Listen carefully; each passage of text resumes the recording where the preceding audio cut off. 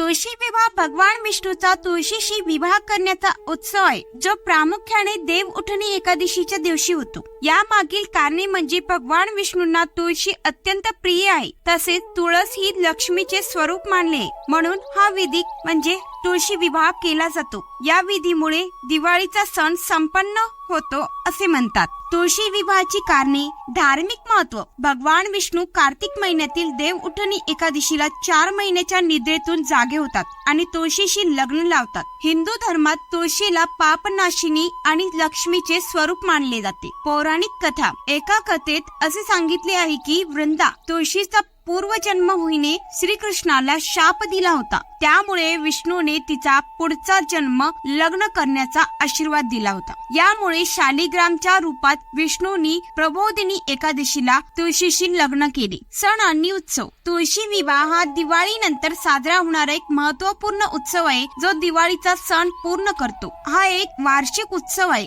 आणि मुख्य तत्वे द्वादशी तिथीला केला जातो.